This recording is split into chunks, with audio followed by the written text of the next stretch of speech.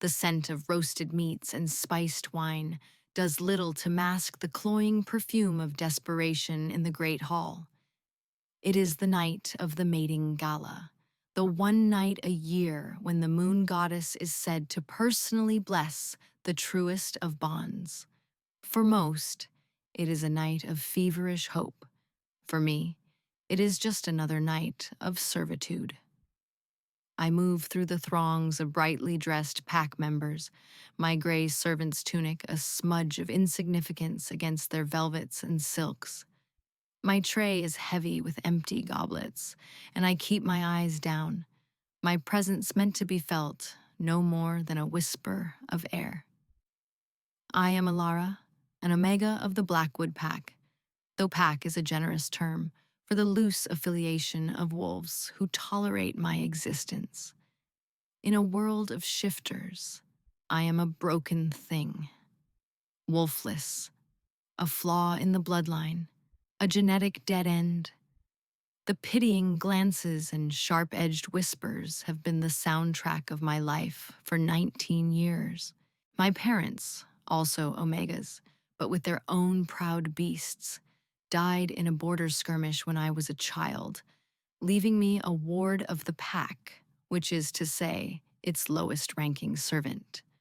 Tonight, the pack is not just our own.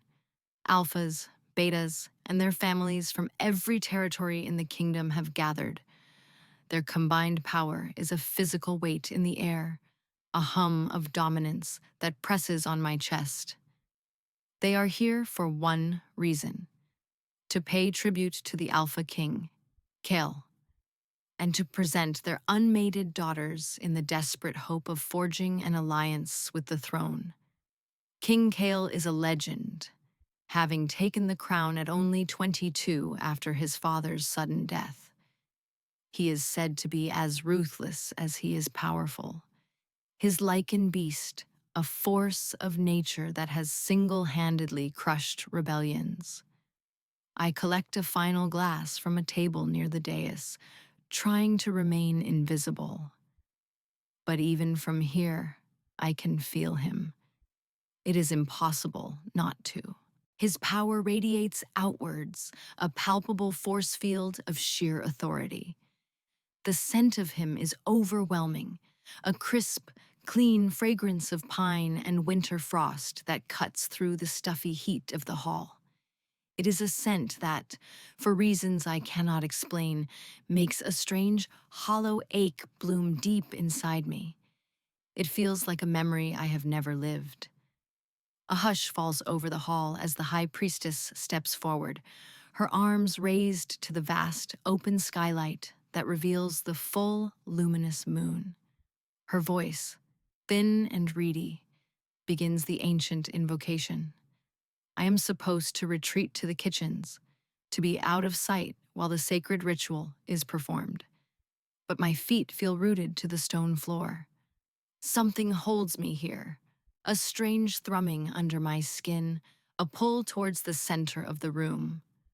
"Oh, great Mother, Moon," the priestess chants, "gaze down upon your children. Show us this night where true hearts lie. Weave your silver thread and bind the fated. Bless us with your wisdom." As she speaks the final word, a single, pure beam of moonlight descends through the skylight. It is not the soft, ambient light of before, but a concentrated, shimmering ray of liquid silver. Gasps ripple through the crowd. It is happening. A true blessing, the first in a generation.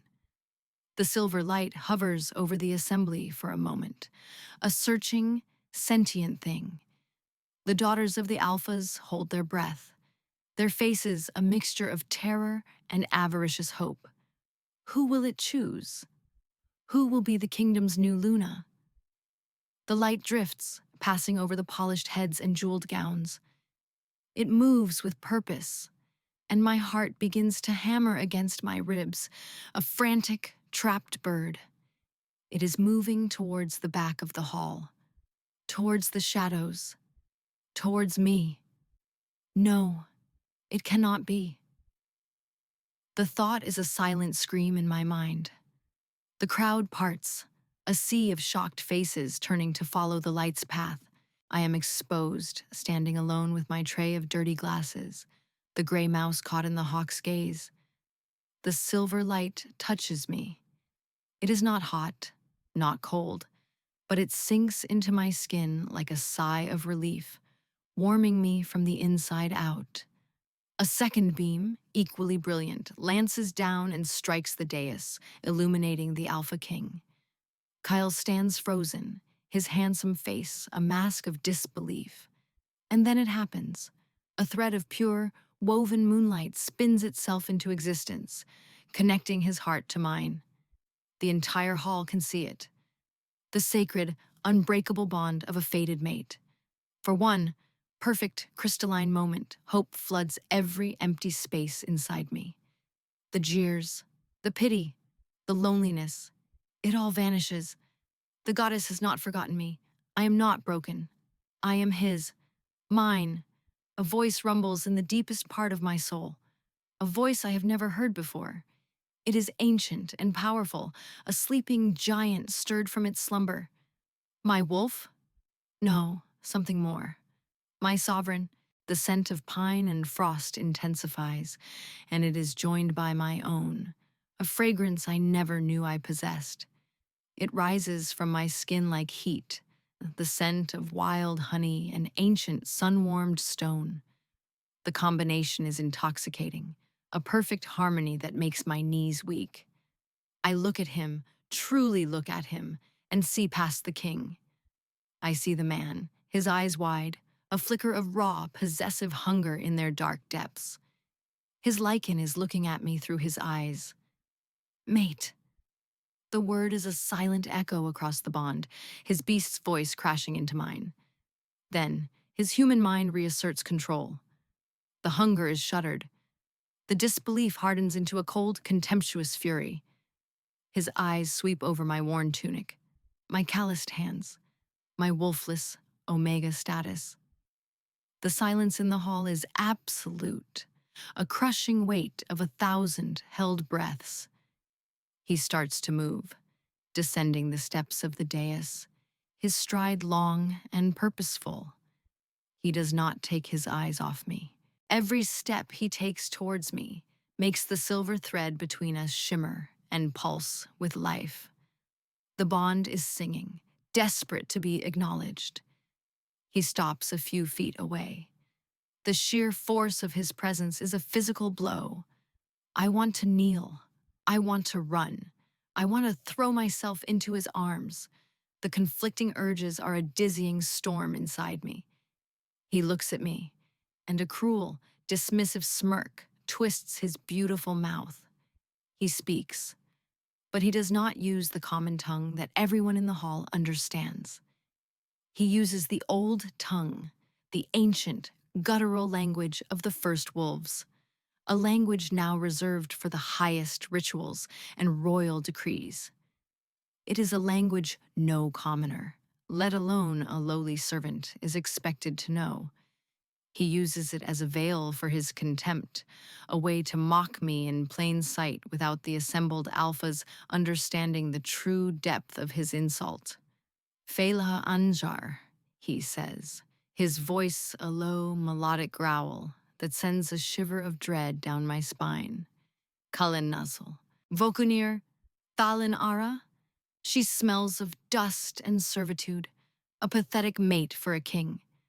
My blood runs cold. The world tilts on its axis. He does not know. He could not possibly know that my mother, in her quiet moments, taught me the words of our ancestors. It was our secret, a useless, sentimental legacy she passed down to her wolfless daughter. It is the language of your soul, Ilara, she used to whisper, her fingers tracing the runes in a dusty old book.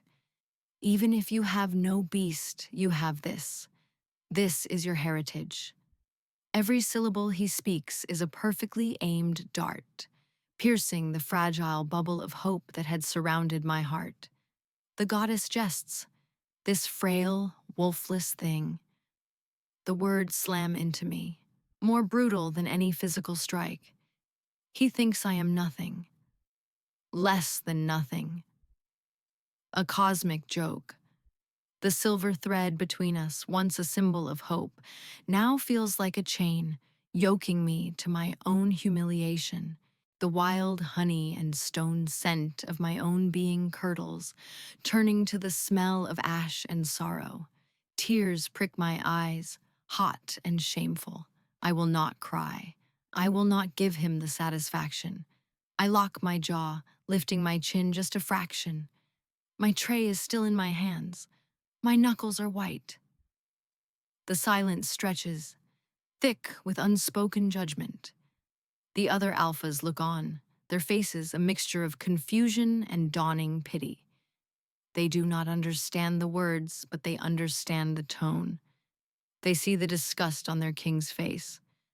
Kyle's eyes narrow, a flicker of irritation crossing his features. Perhaps he expected me to grovel, to weep. I do nothing. I just stand there, holding the pieces of my shattered soul.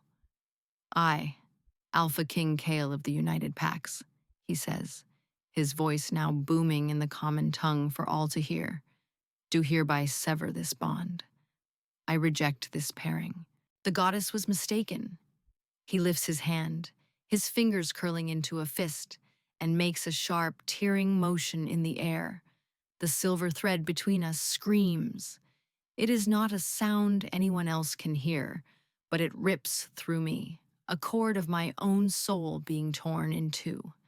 The light sputters, frays, and then shatters into a million glittering motes of dust, each one a tiny shard of unbearable pain. The agony is absolute. It is a physical force, dropping me to my knees. The tray of glasses clatters to the stone floor, the sound of shattering crystal echoing the destruction inside me. A raw, animal cry of pure pain is torn from my throat. It is the sound of a heart being ripped from a chest, of a soul being flayed. It is the sound of my dormant sovereign beast, my hidden self, roaring in outrage and agony. Ours. He broke us. Section S. Section. The pain is a living entity, a vortex of black ice and broken glass churning in my chest where the bond used to sing. It steals my breath, my sight, my sanity. I am distantly aware of the gasps from the crowd, the scandalized whispers. My public humiliation is complete. I am not just the wolfless Omega anymore. I am the rejected mate of the king, a thing so unworthy, so disgusting, that the Alpha King himself defied a sacred blessing from the goddess to cast me aside. Through a haze of agony, I see him turn his back on me. He does not give me a second glance. He walks back to his dais, his shoulders straight, his face a mask of cold indifference. He is the king. His word is law. He has unmade me. The scent of pine and frost is now laced with something else, something sharp and agonizing. It is the scent of his own lichen's fury, a beast raging against its human half for the atrocity he has just committed. But I am the only one who can smell it. To everyone else, he is just a decisive ruler, making a difficult but necessary choice. Guards, he commands, his voice ringing with an authority that allows no argument. Remove her. She is banished. Let no pack grant her shelter. If she is found within the borders of this kingdom by the next full moon, she is to be executed. 2 guards, their faces impassive, haul me to my feet. My legs will not hold me. The pain is a physical weight dragging me down. They half carry, half drag me from the great hall. I do not fight. I have nothing left to fight with. My last glimpses of him, standing tall and proud on his dais, a king in perfect control. He has erased me from his life as easily as wiping a smudge from a pane of glass. They drag me through the castle corridors, past the kitchens where I once found a small measure of camaraderie, out into the cold, biting air of the courtyard. They do not even allow me to collect the few meager belongings I own. I am thrown out of the gates with nothing but the thin, gray tunic on my back and the all-consuming agony in my soul. The heavy gates of the capital city slam shut behind me, the sound of final, brutal judgment. I am an exile, cast out, stripped of my identity, my home, my last sliver of belonging. The cold seeps into my bones, but it is nothing compared to the Arctic wasteland inside me. The bond, though severed, is not gone. It is a ragged, bleeding wound, a constant, throbbing reminder of what I almost had, what he threw away. He will pay, the sovereign whispers, her voice a low growl of pure fury from the depths of my being. He will suffer. He will crawl. I do not have the strength to believe her. I stumble into the darkness, one foot in front of the other, with no destination but a way. Survival is a distant, academic concept. The only reality is the pain. Days bleed into weeks. I walk. I do not know where I'm going. The rejection has left a permanent chill in my body that no sun can warm. Hunger is a dull ache, a familiar companion that is easily ignored next to the gaping wound in my chest. Other packs, hearing the king's decree, turn me away with cold eyes and barred gates. Rogues and lone wolves in the wildlands eye me with predatory hunger, but something in the sheer magnitude of my despair keeps them at bay. I am a ghost, already dead, just waiting for my body to cease its pointless motion. I find myself drawn to the Whisperwood. It is a place of legend, an ancient forest that even the bravest pack warriors avoid. They say the trees whisper secrets of the old world, that strange beasts and forgotten magic dwell in its deep, sun-dappled shadows. They say those who enter are never seen again. It seems a fitting place to die. I cross the threshold of the forest, and the air changes. The normal sounds of the woods fall silent. A deep, humming peace settles over the ancient trees. The scent here is different, rich with loam, moss, and something else, something that smells like dormant power. For the first time since my banishment, the screaming agony in my chest quiets to a dull, manageable roar. The forest seems to welcome me, its cool, green arms a comforting embrace. One evening, my body finally gives out. I collapse at the base of a colossal, silver-barked tree, my strength completely gone. The gnawing hunger, the bone-deep exhaustion, the festering wound of the rejection, it all crests in a final overwhelming wave. This is it. This is where it ends. I close my eyes, ready for the release of death. Not yet, the sovereign growls inside me, a flicker of defiance in the crushing darkness. We are not done.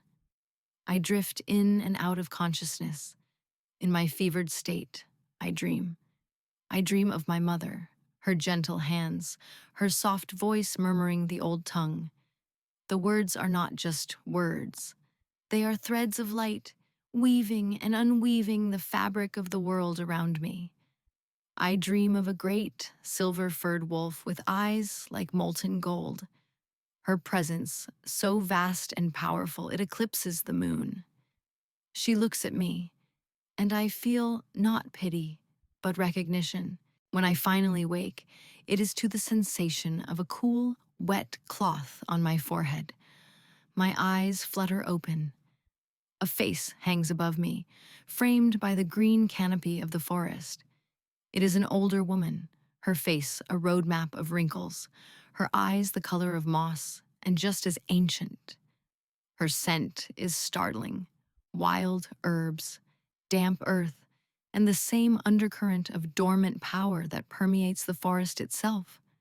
So, the lost cub has finally come home, she says, her voice like the rustle of dry leaves. We have been waiting for you, Ilara of the first line. I try to speak, but my throat is raw. First line? What does she mean? I am a wolfless omega, the end of a line, not the beginning of one. Hush now, she soothes, offering me a wooden bowl. Drink. You have a long journey ahead of you. The bowl contains a broth, savory and warm. It slides down my throat, and I feel strength, real strength, flowing back into my limbs. It is more than just food. It feels like liquid life. Over the next few days, under the care of this woman, Morwen, I heal. She is a healer, a mystic, the elder of a hidden community deep within the Whisperwood. They are not a pack, not in the way I understand it. They call themselves the Conclave. Morwen tells me the truth of my heritage. I am not wolfless. I am a sovereign, a direct descendant of the first wolves, the progenitors of all shifter kind. Our line was thought to be extinct, hunted down centuries ago by those who feared our power. My parents hid my identity to protect me. The sovereigns do not have a separate beast that lives inside them. They are the beast. Their human and wolf forms are one and the same, their souls perfectly integrated. And our power is not in tooth and claw alone, but in the old tongue. For us, it is not a language. It is magic. It is the tool we use to shape reality. My inability to shift was not a flaw. It was a lock, a seal placed on my power to keep me hidden until I was ready. Kale's rejection, the sheer soul-shattering trauma of it, was the key that broke the lock. The pain you feel is not just the pain of a rejected mate, Morwen explains, her mossy eyes full of a deep, sorrowful wisdom. It is the pain of your power awakening, the agony of a queen being born in fire. The transformation is brutal. It is not a graceful montage of learning. It is weeks of grueling work, of pushing my body and soul to their breaking points. Morwen and the others guide me, teaching me to harness the raw, chaotic power now thrumming through my veins. I learned to speak the old tongue, not as memorized words, but as an extension of my will. I learn that a single whispered syllable can coax a vine to grow, and a shouted command can splinter a boulder. The Conclave is a community of outcasts and forgotten lines, shifters with unique and rare gifts that did not fit into the rigid hierarchy of the packs.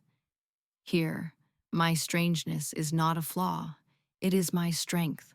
Here, for the first time in my life, I am not just tolerated, I am revered.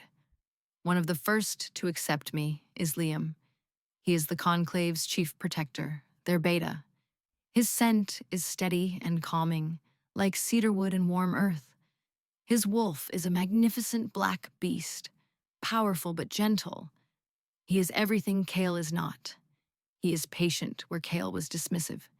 He is kind where Kale was cruel. He looks at me and sees not a broken servant, but a queen in the making. He becomes my sparring partner, my confidant, my friend. He teaches me to fight, not just with magic, but with my body. He pushes me, challenges me, and celebrates every small victory. In his warm, brown eyes, I see a future, a peaceful, happy future, free from the pain of my past.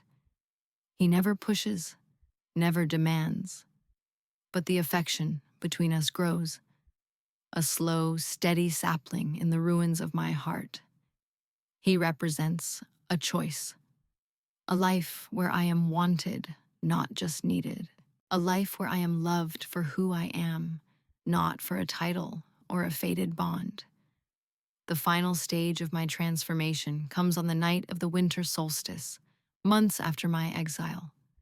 Morwen leads me to a moon-drenched clearing, the heart of the Whisperwood. It is time, she says simply. Let her out. Do not be afraid. I close my eyes, reaching inward past the pain, past the fear, to that rumbling, ancient power I now know as my own soul. I call to her, the sovereign, and for the first time, I do not just hear her. I become her. The shift is not the violent tearing of skin and bone I have seen in other shifters. It is a seamless, liquid flow of power. I do not turn into a wolf. I become the wolf. When I open my eyes, the world is different, sharper. My senses are an explosion of information. I can smell the life in every leaf, hear the beat of a rabbit's heart a mile away. I am larger than any wolf I have ever seen, my fur the color of pure silver, my eyes molten gold. I am not just a wolf. I am a force of nature, a queen. I lift my head to the moon and howl, and the very trees of the whisperwood tremble with the force of my power. It is not a cry of pain or loneliness. It is a declaration. I have survived. I am whole. I am free. And a part of me, the part that still bleeds from the phantom bond, knows with chilling certainty that he will feel this. Miles away in his cold stone castle, the king who cast me out will feel the tremor of my ascension, and he will know fear. My name is Kyle. I am the Alpha King, and I am a fool. The great hall is silent now, the scent of fear and scandal long since aired out, but I can still see it. I see the shimmering thread of moonlight connecting me to her, that scrawny, terrified servant girl. I see the hope in her eyes, a fragile, beautiful thing that I crushed with the heel of my boot. And I hear the sound she made when I severed the bond, a sound that has haunted my every waking moment and invaded my every dream. It was not the cry of a woman. It was the sound of a god dying. My lichen has not been silent since that night. He is a constant, raging tempest in my soul. Fool! He roars, clawing at the inside of my mind. You have broken us. You have destroyed our one chance at wholeness. You threw away the moon and stars for a handful of dust. He is right. I did it out of pride, out of the cold, hard lessons my father drilled into me. A king cannot afford sentiment, he would say. Your mate must be a weapon, an alliance, a symbol of strength. Anything less is a liability. I saw her, a wolfless omega, a servant, and I saw a liability. I saw the smirks of the other alphas, the whispers that would follow. The Alpha King, mated to a broken thing. I let their imagined contempt guide my hand. I chose my crown over my soul, and now I am paying the price. Sleep offers no escape. I am plagued by nightmares. I see her face, twisted in agony. I feel the phantom pain of the severed bond, a cold, dead weight in my chest that mirrors the wound I inflicted on her. I wake up gasping, the sheets soaked in sweat, the scent of wild honey and ancient stone, her scent, a ghostly perfume in my chambers. My lichen howls in mourning, a constant, maddening lament. The kingdom is beginning to suffer for my sin. The packs are restless. The public rejection of a goddess' blessed mate is an unprecedented act, and it has shaken their faith in me. In the old ways, small conflicts are breaking out along the borders. Old rivalries are flaring anew. It is as if the spiritual heart of the kingdom has been wounded, and the infection is spreading. But there is something else, something worse, a creeping darkness at the edges of the realm. At first, it is just whispers. Travelers gone missing on the northern roads. Livestock found drained of life, their bodies cold and brittle. Then the first village goes silent. My scouts find it empty. The inhabitants vanished, a strange, oily black residue coating the walls of their homes, a substance that seems to drink the light and smells of absolute despair. They call them the Shadow Weavers, formless, silent things that prey on the weak and the hopeless. The high priestess comes to me, her face grim. "The balance is broken, my king," she says, her voice trembling. "Your act in the great hall, it was a wound upon the land itself. The sacred bond between mates is a ward, a source of strength and light for all. By shattering it so publicly, you created a void. You have rolled out a welcome mat for the darkness. My arrogance has doomed us all.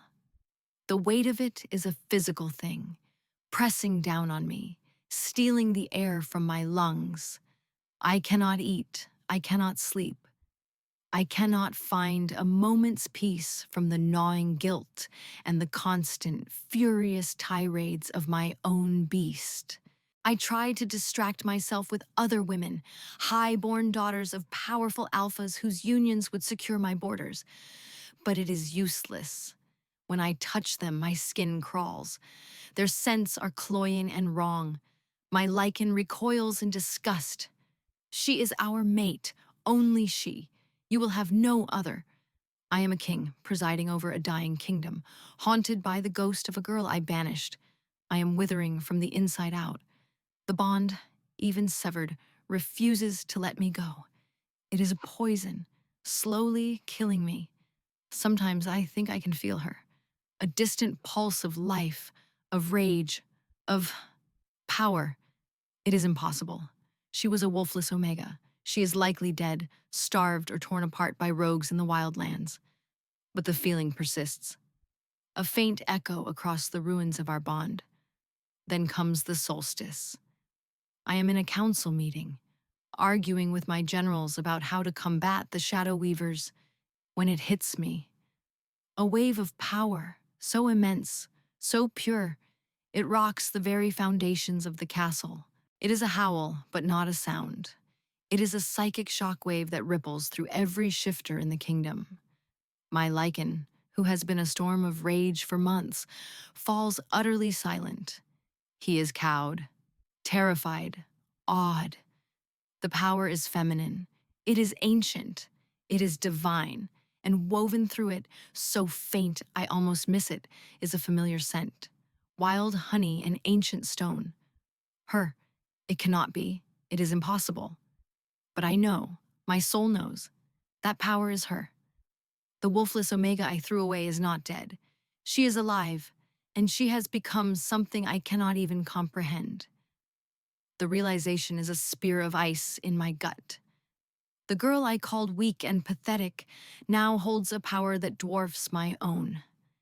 The goddess did not jest. She offered me the sun, and I, in my blind arrogance, called it a flickering candle and snuffed it out. Months pass. The world I knew has been remade. I am no longer Ilara the servant. I am Ilara, the sovereign of the Whisperwood. The conclave has flourished under my protection. My magic, woven from the old tongue, has created a sanctuary, a place of safety and growth for all who seek refuge there. The forest itself has come alive, its ancient will now allied with my own. We are a force, small but potent, a kingdom of outcasts and forgotten magic. My heart has healed, but it is not unmarked. It is a tapestry of scar tissue. The phantom ache of the broken bond is a constant companion, a dull throb that reminds me of what I lost, but also of what I have become. The pain forged me. Liam is a steady presence by my side. His scent of cedar and earth is a comfort, a promise of a life built on choice, not fate. He asks for nothing, but I know he hopes for a future with me. A part of me hopes for it too. It is a calm, gentle hope, a stark contrast to the wild, consuming fire Kale ignited in me for one brief, glorious moment. One day, scouts from the outer edges of the Whisperwood bring news. The kingdom is failing. A plague of shadows sweeps the land, devouring villages, sowing despair. The packs are in disarray, their alphas unable to fight a foe they cannot touch. They say the Alpha King is wasting away, a ghost haunting his own throne, cursed by the mate he rejected. The news should bring me satisfaction. Vengeance, my sovereign purrs. But I feel nothing, only a distant, hollow sadness. His suffering does not erase mine. His kingdom's fall will not rebuild my heart. Then the inevitable happens. A small, desperate party of warriors arrives at the edge of my domain, bearing the royal crest of the Alpha King. They beg for an audience with the sorceress of the wood, the powerful being they have heard whispers of. Morwen and Liam stand with me as they are brought into the heart of our sanctuary. Their leader, a grim-faced beta I recognize from Kale's honor guard, gasps when he sees me. He remembers the servant girl from the Great Hall. He sees the silver-furred, golden-eyed wolf woman who now stands before him, radiating a power that makes him tremble. "We seek the sorceress," he says, his voice strained. "Our king, our kingdom, we are dying. We need your help." "The king who cast me out now begs for my aid?" I ask, my voice colder than I intended. The words hang in the air, sharp and glittering as ice. The beta has the grace to look ashamed. He was wrong. We were all wrong. The king, he is not the man he was. He sent a personal envoy to plead his case. He is waiting just beyond the forest's edge. He did not dare enter your lands without permission. My heart stutters. Kyle, he is here. The thought sends a jolt through me, a mixture of dread and a terrible, treacherous excitement. The severed bond flares, a sudden spike of agony and longing. "Ours," my sovereign growls, a possessive primal sound. I force it down. "I will see him," I say, my voice a mask of calm authority. Liam places a steadying hand on my arm. His warm, earthy scent is a grounding force. "Are you sure, Ilara?" he murmurs, his concern a balm. "I am," I reply, meeting his gaze. "I will not hide from my past." I walk to the edge of the Whisperwood, my personal guard and Liam flanking me. As I step out of the shadows of the ancient trees and into the sunlight, I see him. He stands alone, a short distance away, looking haggard and thin. The arrogant, powerful king is gone. In his place is a man haunted by his own demons. His magnificent black hair is dull, his shoulders slumped. But it is his scent that is the most shocking. The crisp, clean fragrance of pine and winter frost is still there, but it is soured, tainted by the stench of sleepless nights, of guilt, and of his own lichened self-loathing. It is the scent of suffering. His eyes find mine, and the world stops. For a long moment, there is only the space between us, charged with a year of pain and regret. His face is a canvas of shock, awe, and a desperate, soul-deep hunger. He is seeing the truth of me for the first time, not as a flawed servant, but as the sovereign I have become. The power I now wield is a visible aura around me, and I see him flinch from its intensity. The broken bond between us shrieks back to life. It is no longer just my pain. I can feel his now, a mirror of my own. The agony of his lichen, the torment of his guilt, the cold, empty space in his soul where I was meant to be. It rushes into me, an overwhelming tide. He takes a staggering step forward, his hand outstretched, my name a broken whisper on his lips. "Ilara." "Mine," the sovereign roars, a wave of possessive fury and longing. He has come back for us. My human mind wars with the primal instinct. My hand clenches into a fist, my nails biting into my palm. The pain is a grounding anchor in the storm of our reunion. I have spent a year building a new life, a new self. From the ashes of his rejection, I have a home here. I have a purpose. I have Liam, who offers a gentle, steady love. This man, this king, is a ghost from a life I barely survived. He is the architect of my greatest pain. King Khal, I say, and my voice is the chill of a winter morning. I infuse it with the cold authority I have learned to command. I will not be that broken, weeping girl on the floor of his hall ever again. You sought an audience. You have it. The coldness in my voice seems to hit him like a physical blow. The flicker of hope in his eyes dies, replaced by a raw, naked despair. He sees the distance between us now, not just in feet, but in worlds. I am no longer his to claim or reject. The power dynamic has been irrevocably inverted. He is the supplicant. I am the one with the power to grant or deny. Ilara, he says again, his voice cracking. I did not know. If I had known what you were, what I was, I interrupt, a dangerous edge to my words. I was your mate. That should have been enough. The truth of my statement hangs between us, undeniable and damning. My worth was not dependent on some hidden power or ancient lineage. My worth was inherent in the bond the goddess herself had blessed, a bond he spat on. Shame washes over his face, so potent I can smell it, a bitter, metallic tang tainting the air. You are right, he says, his voice low and ragged. There is no excuse.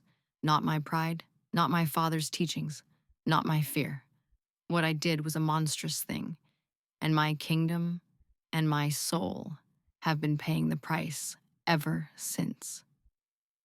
He looks from me to Liam, who is moved to stand slightly behind me, a silent, protective presence. Kale's eyes darken with a flash of primal jealousy, so intense it feels like a spark of heat across my skin. He can scent the bond of affection and camaraderie between Liam and me. He can see the man who was kind where he was cruel. The realization that I have found comfort, perhaps even love, with another is a fresh torment twisting in his gut. I can feel it through the broken bond as if it were my own. The shadow weavers, he says, forcing himself back to his purpose, though his eyes keep flicking to Liam. They are devouring our lands. They are born of despair, and my actions have fed them an endless feast. My strongest warriors cannot harm them. Our magic is useless. You are our only hope. Your power. The wave we all felt on the solstice. It is a thing of light and life. It is the only thing that might drive them back. He is asking me to save the people who cast me out, to save the kingdom of the man who broke me. The irony is so thick I could choke on it. Why should I ask. The question flat and devoid of emotion. Why should I lift a finger to save the man who sentenced me to death? The kingdom that turned its back on me? Every word is a stone, and I am building a wall between us. I need this wall. Without it, the pull of the bond, the sight of his suffering, the raw, primal call of mate might just overwhelm me. He looks at me, his gaze full of a self-loathing that is terrible to behold. He knows he has no right to ask. He knows he deserves nothing from me. And yet, he has to ask. He is a king, and his people are dying. You should not, he answers, his honesty stunning me into silence. You owe me nothing. You owe my kingdom nothing. I am not here to demand. I am here to beg. And with that, Alpha King Kyle, the most powerful shifter on the continent, the man who stood on a dais and publicly destroyed me, slowly, deliberately, sinks to his knees in the dirt before me. The warriors behind him gasp. Liam stiffens beside me. Kyle bows his head, his posture one of complete and utter submission. "I am begging you, Ilara," he says, his voice thick with unshed tears. His words for my ears alone. Not for me, not for my crown, for them, for the innocents who will be consumed by a darkness I unleashed. Whatever price you ask, I will pay it. My crown, my kingdom, my life, it is all yours to command. Just please, help them." He remains there, kneeling in the dirt, the proud king brought low, his fate, and the fate of his entire kingdom, resting in the hands of the wolfless servant he threw away. The wall I built is crumbling.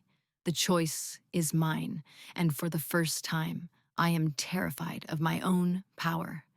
His kneeling form is a testament to how far he has fallen, how much he has changed. The arrogant king is gone, replaced by a desperate man drowning in regret. The air is thick with the tension of his submission and my silence. My sovereign beast is a conflicting storm of impulses. Part of her wants to revel in this moment, to see him humbled and broken as we once were. "Grovel," she snarls. But another, deeper part, the part that recognizes him as her other half, aches at the sight of his degradation, ours in pain. I look at Liam. His face is a calm, unreadable mask, but his scent is a swirl of complex emotions. Protectiveness towards me, resentment towards Kyle, and a deep, underlying sadness. He knows, I think. He knows that no matter how kind he is, no matter how safe a future he offers, he cannot compete with the cataclysmic, soul-deep force of a true mate bond, even a broken one. He sees the way I look at Kyle, the way my entire being is attuned to the kneeling king, and he understands that he is standing on the shore of an ocean he can never cross. I need to think. I cannot make this decision here, with Kale's desperate gaze burning into me and the weight of his kingdom on my shoulders. "Get up!" I say, my voice sharp. Kyle looks up, startled, hope and fear warring in his eyes. He slowly rises to his feet, dirt staining the knees of his fine trousers. "You and your men may camp here, at the edge of my domain," I declare, my tone leaving no room for argument. "I will give you my answer in the morning." I turn my back on him without another word, a mirror of the gesture he made to me all those months ago. But where his was an act of cruel dismissal, mine is an act of self-preservation. I stride back into the protective shadows of the Whisperwood, Liam falling into step beside me. I can feel Kale's eyes on my back, a physical weight of longing and despair. That night, I do not sleep. I pace the moonlit clearings of my sanctuary, the conflict raging within me. To help him is to invite him back into my life, to reopen the wound I have worked so hard to close. It means facing the pull of the bond, a force that threatens to consume the new identity I have forged. To refuse is to condemn thousands of innocent shifters to a horrific fate, to let the darkness win because of my own personal pain. It would be an act of vengeance, yes, but it would feel like a betrayal of the leader I have become. A sovereign protects. She does not stand by and watch the world burn out of spite. Late in the night, Liam finds me by a quiet stream. He does not speak, just stands beside me, his solid presence a comfort. "You are going to help him," he says finally. It is not a question. "I have to," I whisper, staring at my reflection in the dark water. It is not who I am to let them suffer. I know. he says softly. He reaches out, gently taking my hand. His skin is warm and calloused, so different from the electric heat I remember from Kyle's brief touch. Ilara, I have watched you rebuild yourself from nothing. I have seen your strength, your compassion. You are the greatest queen this land has ever known, whether you wear a crown or not. He pauses, and his earthy scent is tinged with the sharp smell of regret. I also know that I cannot fight fate. I see the way you look at him. Even after everything he did, your soul calls to his. I could offer you a lifetime of peace, but I cannot offer you the other half of your own soul. Tears spring to my eyes. His goodness is a painful, beautiful thing. Liam, it is all right, he says, giving my hand a gentle squeeze. My heart will heal, but I will not be your second choice. I will not be the safe harbor you settle for, while your heart longs for the storm.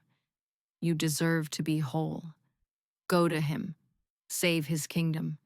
See if the man he is now is worthy of the woman you have become, but do it for yourself, not for him or for me. He lifts my hand to his lips, pressing a soft, final kiss to my knuckles. I will always be your friend, Ilara, and the conclave will always be your home, no matter what you choose. He releases my hand and walks away, leaving me alone with my decision and with the heartbreaking grace of his departure. He has given me a gift far greater than his love.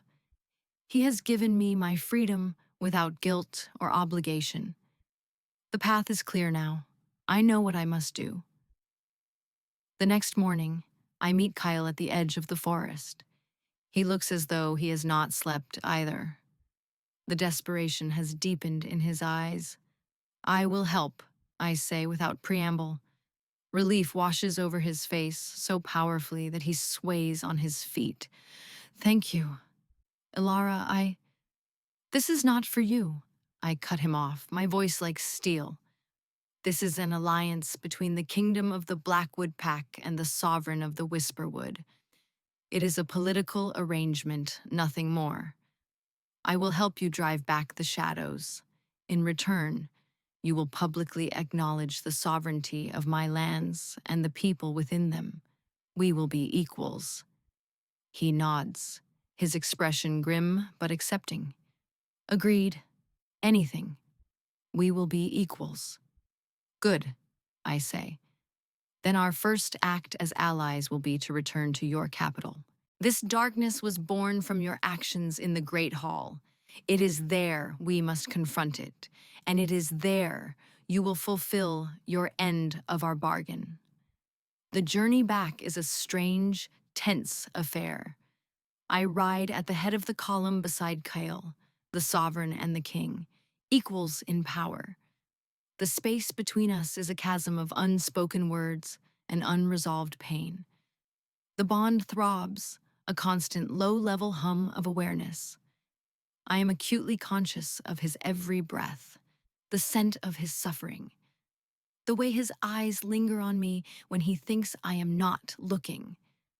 We do not speak of personal matters. We speak of strategy, of the shadow weavers, of the logistics of moving my small force of conclave warriors. I am all business, my voice crisp and authoritative.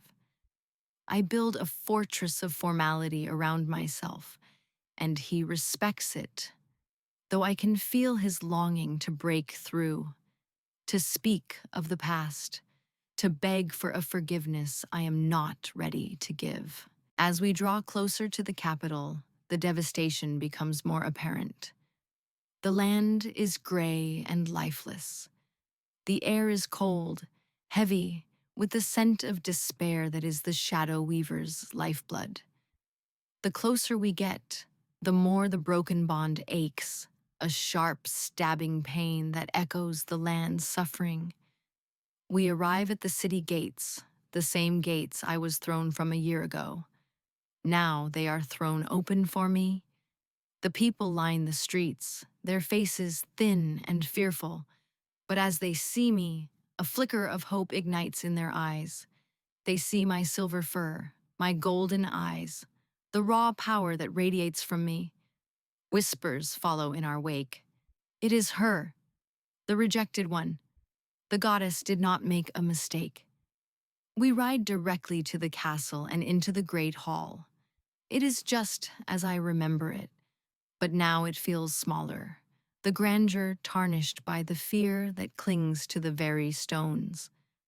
The surviving alphas and pack leaders are gathered, their faces grim. They stare at me with a mixture of awe, fear, and shame. Kel walks to the center of the hall, to the very spot where I collapsed in agony. He turns to face the assembled crowd. I stand by the entrance, my arms crossed, a silent observer.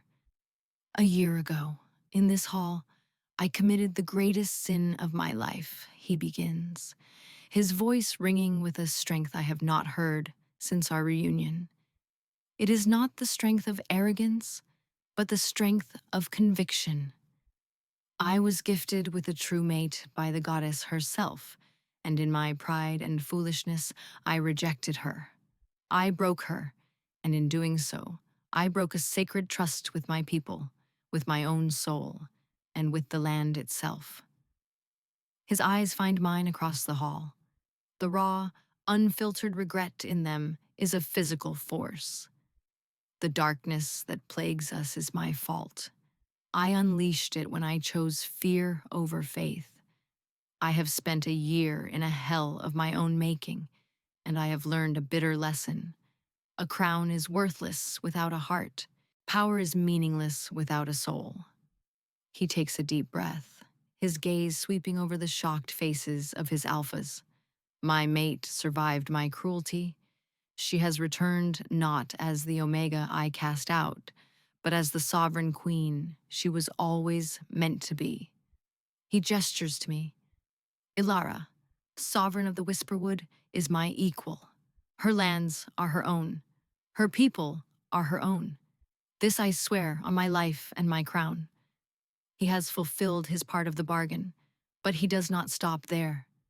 He turns back to me, his face stripped bare of all pride, all kingship.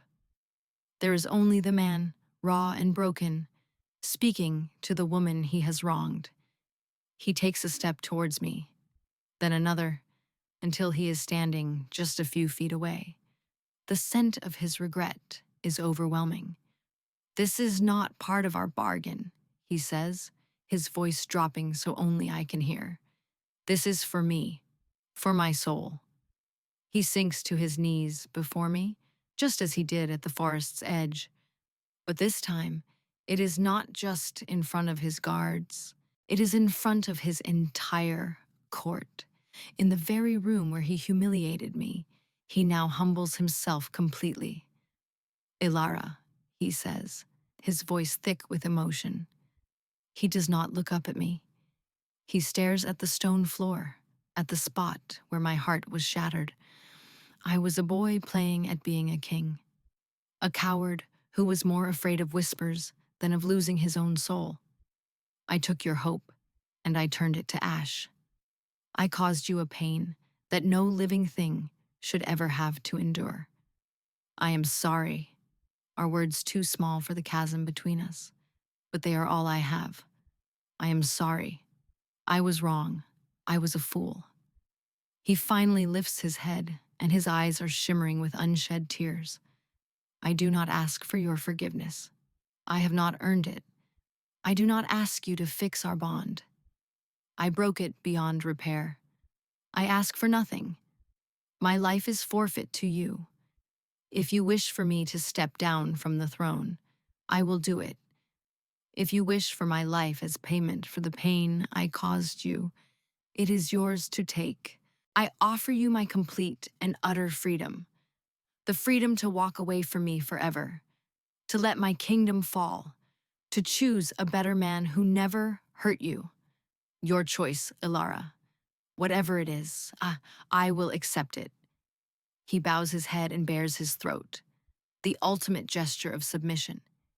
He is offering me everything: his power, his life, and most importantly, her freedom. He is not trying to win me back. He is trying to atone. He is finally the man worthy of being a king, the man worthy of being a mate.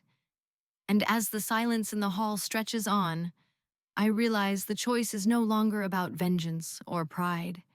It is about what I truly want: the calm, peaceful life Liam offered, or the wild, tempestuous, soul-consuming fire that only my true mate can ignite. The final battle is not against the shadows outside, but the one raging inside my own heart. His submission is absolute. He remains kneeling, his throat bared, his life and his kingdom held in the fragile balance of my decision. The entire court watches, breathless. They are witnessing the full public reversal of my humiliation. The king who broke me is now offering himself to be broken in return. Justice, my sovereign whispers, a note of satisfaction in her voice. But it is a hollow victory. Seeing him like this, so utterly humbled, does not bring me the joy I once thought it would. It only amplifies the aching tragedy of what we lost. I can feel the truth of his words resonating through the broken bond. This is not a manipulation. It is not a ploy to win me back so I will save his people. It is a genuine, soul-deep act of atonement. He is giving me back the power he stole from me, the power over my own life, my own destiny. He is willing to lose everything, including me, to prove he has changed. This is the proof, the definitive action that his apologetic words could never be on their own. I take a step forward, the sound of my boot on the stone echoing in the cavernous silence. I stop directly in front of him. I look down at the top of his bowed head, at the vulnerable line of his neck. I could end him right now. One command in the old tongue, one surge of my power, and the arrogant king who hurt me would be gone forever. The thought is a bitter poison in my mouth. Vengeance is a cold and empty meal. Get up, Kyle, I say softly. He flinches at the sound of his name, but does not move. Not until you make your choice, he murmurs, his voice muffled. Whatever it is, I will accept it. I understand. He needs this. He needs to put his fate entirely in my hands to absolve the sin of taking my own fate from me. My choice is the final act of this painful drama. I choose to save your people, I say, my voice clear and strong, ringing through the hall. I choose to fight the darkness that you unleashed. That is my choice. He looks up, confusion warring with relief on his face. And me? The question is a barely audible whisper, full of a hope he is terrified to feel. You and I are not the priority right now, I state, keeping my voice level, though my heart is hammering. The kingdom is. After the shadows are gone, then we will see what remains of us. It is not the absolution he craves, but it is not a rejection either. It is a sliver of hope, and I can see in his eyes that it is more than he believes he deserves. He gives a slow, solemn nod and rises to his feet, the king once more, but a different king, a humbled king. The final confrontation with the Shadow Weavers happens 2 nights later, during the new moon, when their power is at its peak. They have coalesced, drawn to the castle, to the epicenter of the spiritual wound that gave them entry into our world. They surround the city, a roiling, silent sea of despair. They are not a physical army. They are a psychic plague, seeping through walls and defenses, their very presence draining the life and hope from everyone within. My conclave warriors, with their unique gifts, form a defensive perimeter, their own strange magics a partial shield against the encroaching dread. Kale's lichen warriors stand with them, their primal strength a bulwark of raw power. But the weavers are endless, their despair-inducing aura relentless. The defenders are tiring, their hope beginning to fray. Kyle and I stand on the highest tower of the castle, looking down at the black tide. The air is freezing, the silence unnatural. The pain from our broken bond is a constant, sharp agony, amplified by the proximity of so much concentrated hopelessness. They are feeding on the wound between us, I say, my breath misting in the cold air. It's a gateway for them. Then we must close it, Kyle says, his eyes fixed on me. The meaning is clear. The only way to defeat this enemy is to heal the breach that created them, to mend our bond. I broke it, Ilara, he says, his voice raw. I don't know if it can be fixed, and I will not force you, if there is another way. There is not, I say, the truth of it settling into my bones. My power, the magic of the old tongue, is a power of creation, of weaving, of making things whole. His is the power of a king, a shield to protect his people. Separately, we are strong. Together, we are the only solution. It cannot be forced, I continue, looking into his tormented eyes. It has to be a choice, a conscious, willing acceptance from both of us. Not because fate demands it, but because we choose it, because we choose each other. This is the final test. He must accept me, not as a sovereign or a savior, but as Ilara, the woman he once threw away, and I must accept him, not as the penitent king, but as Kale, the man who holds the other half of my soul, with all his flaws and all his scars. I have to choose to forgive him. I chose you the moment I saw you, he says, his voice thick with emotion. He takes a hesitant step closer. My beast knew. My soul knew. It was only my foolish human pride that stood in the way. I choose you, Ilara. Then, now, and for every day of my life, if you will have me. The sincerity in his voice, in his scent, in the soul-deep ache I feel from him across the bond, washes away the last of my reservations. The anger, the bitterness, the desire for vengeance. It all dissolves in the face of this one, simple truth. I love him. I have always loved him. My sovereign beast, my soul, knew it from the very beginning. I choose you, Kale, I whisper. The words are a release, a surrender to the deepest truth of my own heart. He closes the distance between us, his hands coming up to gently cup my face. The touch is electric, a circuit finally completed. The cold that has lived in my bones for a year vanishes, replaced by a radiant, overwhelming heat. I look into his eyes and see my own reflection. I see my past, my present, my future. I see my home. Fela Anjar, he murmurs, repeating the first words he ever spoke to me. But this time his voice is full of reverence and awe. The goddess jests. She has given me the moon and the stars, a queen for my soul. Tears well in my eyes as I understand his new meaning. I close my eyes and lean into his touch, and together we reach for the broken threads of our bond. It is not an act of magic, but an act of will, of love, of forgiveness. We take the ragged, bleeding ends and consciously, deliberately, weave them back together. The moment the bond snaps back into place, it is an explosion of light and power. It is not a quiet healing. It is a supernova. The agony vanishes, replaced by a feeling of wholeness so profound it takes my breath away. His strength floods me, and my magic floods him. We are not two separate beings anymore. We are one soul in two bodies, our power multiplied 1,000-fold. a wave of pure, golden light erupts from us, washing over the castle and the city. It is the antithesis of the Shadow Weaver's despair. It is hope. It is love. It is the raw, primal power of a completed mate bond. The silent, black tide of shadows recoils, hissing as the light touches it.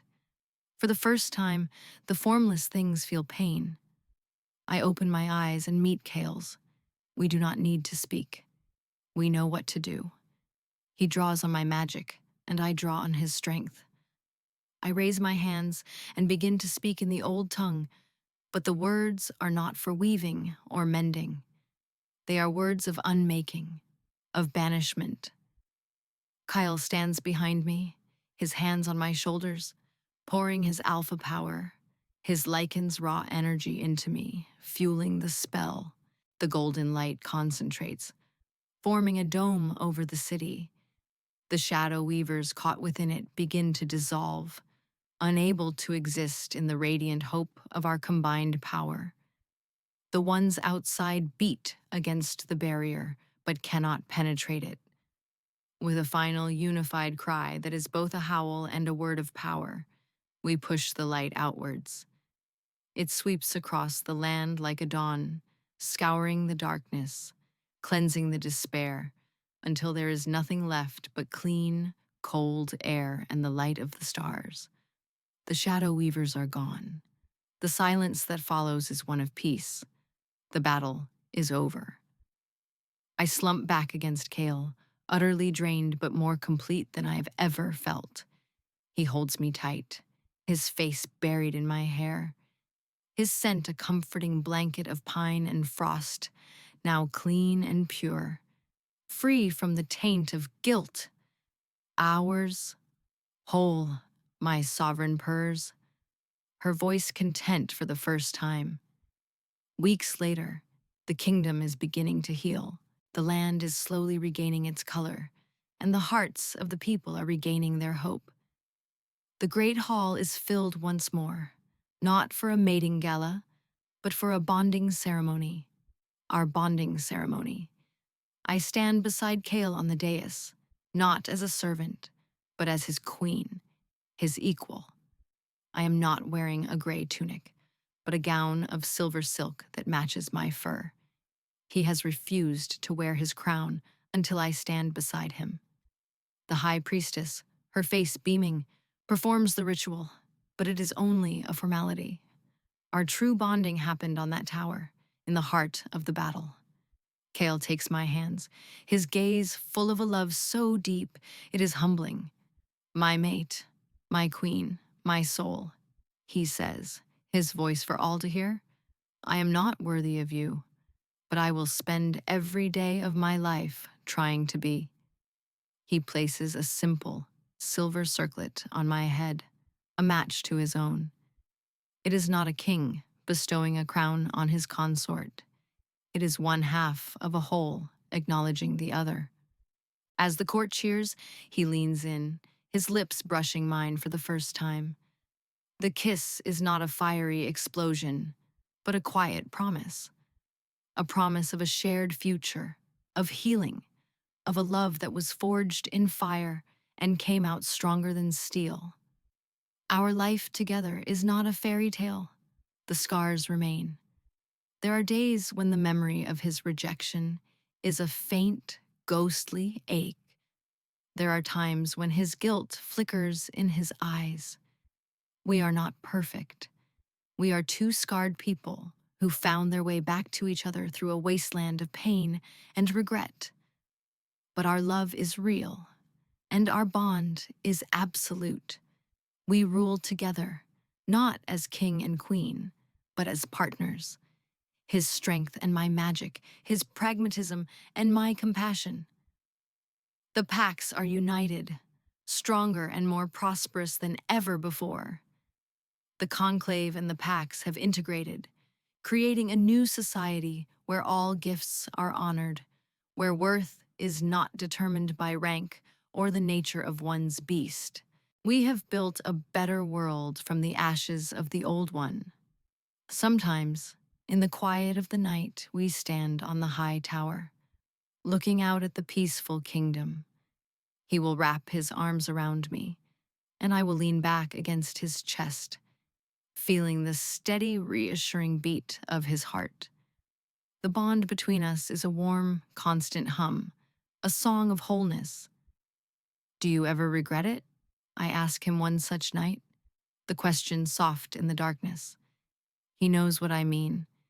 He tightens his hold, pressing a kiss to the top of my head. I regret the pain I caused you more than anything in my life, he says, his voice thick. But regret choosing you? Never. Even at my most foolish, some part of me knew. My soul knew.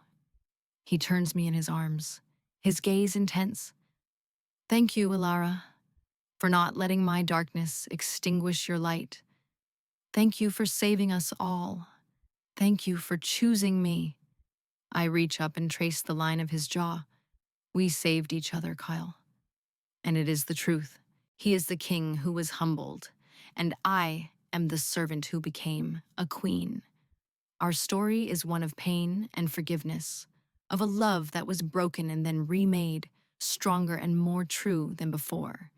It is not a perfect story, but it is ours.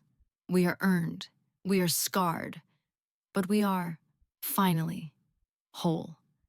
And under the gentle gaze of the moon goddess, our two hearts beat as one.